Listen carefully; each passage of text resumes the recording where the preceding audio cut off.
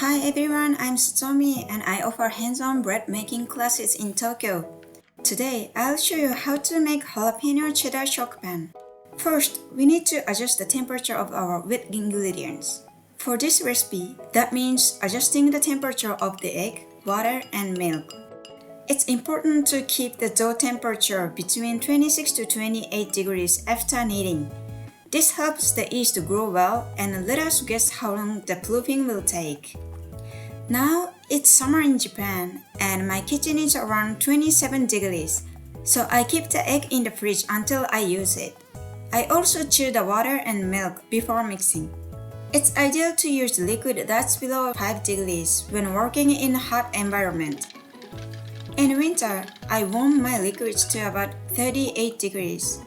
Adjust the temperature of your liquid based on your room temperature so your dough stays consistent and proof properly. Please check the description box below for more details about controlling the dough temperature. Next, let's prepare the jalapenos and cheddar cheese. Slice fresh jalapenos into thin rings. If you want to reduce the heat, remove the seeds before slicing. When removing the seeds from jalapenos, you can roll them on the cutting board with gentle pressure. This helps loosen the seeds, making them easier to remove.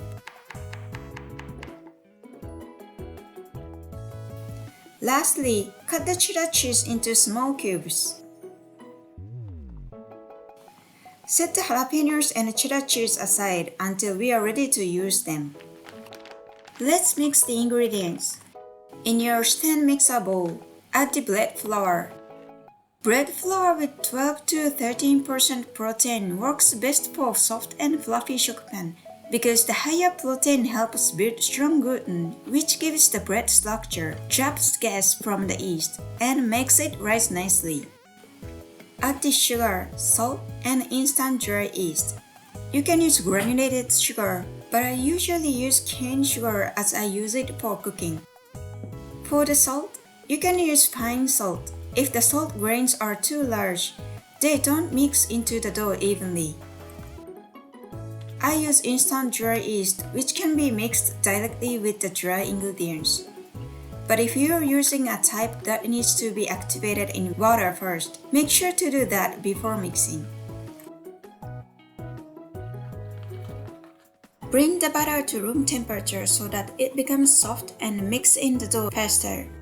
Set the batter aside for now as we'll add it later. Once you put all dried ingredients in the mixer bowl, mix them evenly. Since different ingredients absorb water differently, this step helps the liquid spread evenly throughout the dough. Then pour in the egg, water, and milk.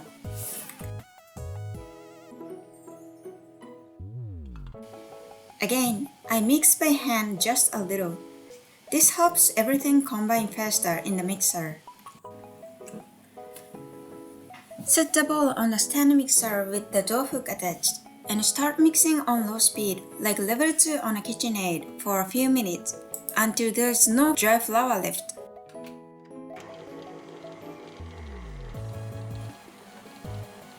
Then increase to medium speed like level 4 and knead for about 10 minutes.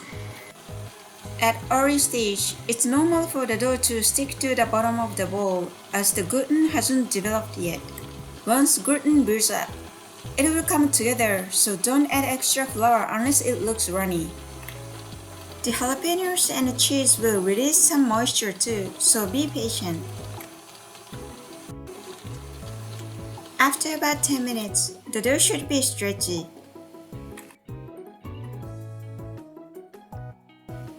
Now add softened butter. We add butter at this point because the fat-like butter can slow down gluten development. So it's important to let the gluten form well in the early stage. Knead for another 10 to 15 minutes on medium speed. After kneading, the dough should look smooth and elastic.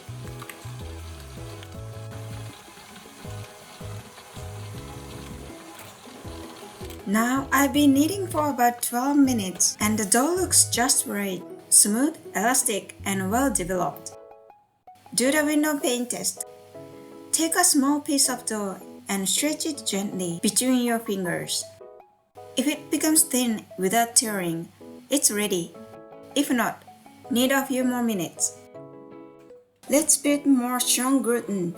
I'm gonna do the slam and fold method. Lift the dough and gently slam it onto your work surface, then folding it over. It is important to stretch the dough as you slam it. When slamming and folding, try not to use your thumbs as you may damage the dough. Instead, use the base of your thumb to hold it. Do this about 20 to 30 times.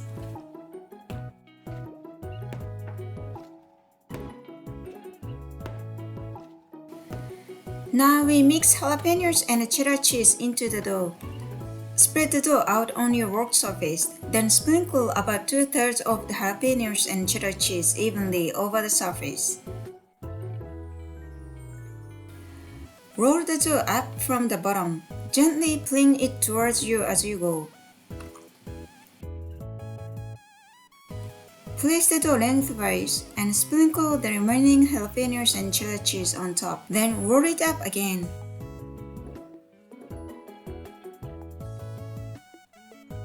Use your hands to gently knead and spread the filling evenly throughout the dough.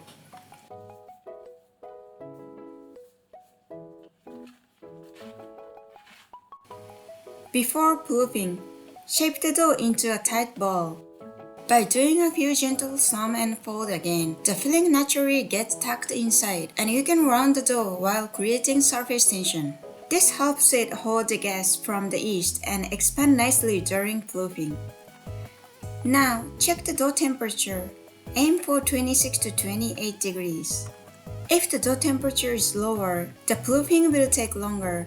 If it's higher, the dough will rise faster, so make sure to keep an eye on it. Once we check the dough temperature, we are going to proof the dough. Place the dough in a bowl and cover it with a damp towel. Let it rise in one place until more than doubled in size. Now, the dough has expanded to the size we expected. My dough was at 27 degrees and took about 50 minutes in a 35 degrees proofer. Do the finger test. Sprinkle some flour in the center and gently press your finger into the dough. If the dent stays and you see some bubbles on the surface, it's ready. If the hole shrinks back and there are no bubbles, let it rise more. If the dough is a little sticky, dust the surface and gently press to release gas.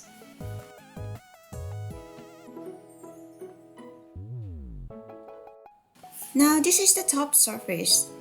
From now on, we'll keep this side on the outside. Doing so allows the dough to trap gas more efficiently and gives the bread a smooth, clean finish after baking. Scoop out the dough onto work surface with the smooth side facing up. Scale the total amount of the dough. Now divide it in half. First, shape the dough into an oval, then cut it in half.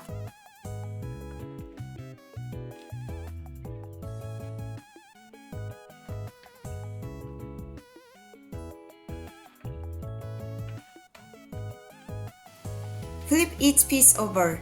Fold it in half 3 times while keeping the smooth surface on the outside.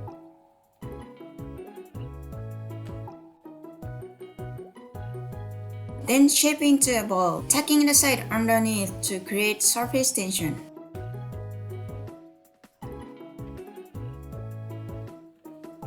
Cover with a damp towel and let them rest for about 15 to 20 minutes until the dough relaxes. While the dough is resting, grease your loaf pan with spray oil or butter. After resting, gently poke the side of the dough. If it slowly springs back and leave a dent, let's move on to shaping. Shape the both pieces of dough at the same time to keep the proofing even. Dust the surface of the dough a little, then flatten the dough pieces gently with your palm. Roll them out into ovals using a rolling pin.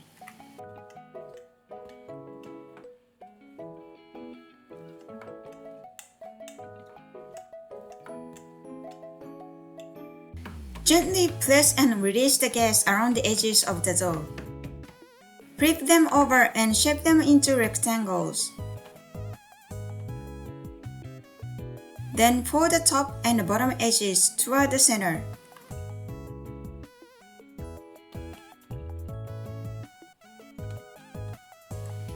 Rotate the dough 90 degrees and roll them out again. Apply some flour if the dough sticks to the work surface or rolling pin.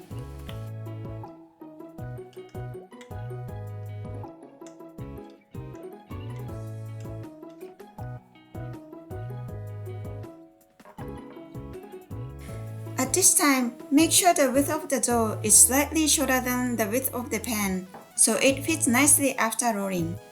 Lift the dough off the work surface once, then roll them up from the top, keeping some surface tension as you go. Keeping surface tension helps the dough expand better in the oven. Seal the edges well. Place them seam side down into the glazed pan. Make sure the ends of the rolls face outward and leave a little space between the two pieces.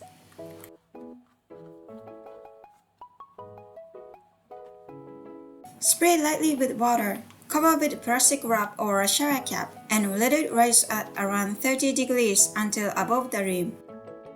Preheat your oven to 210 degrees about 30 minutes before baking. While the final proofing, prepare the egg wash using a 1:1 ratio. 1 part beaten egg and 1 part water. Mix them well.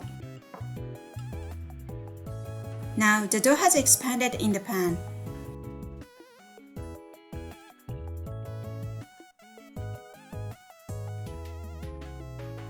Check with a finger again. If it springs back slowly and leaves a dent, it's ready. Brush egg wash on the surface of the dough. This will give the bread a beautiful shine after baking. Place the dough into the oven and bake at 190 degrees for 25 to 30 minutes until golden brown. If the top browns too fast, cover it with foil to prevent burning. The bread just came out of the oven. It smells amazing. Tap the pan to release steam, then let the bread cool on a wire rack. If the cheese sticks to the mold, carefully release it with a knife.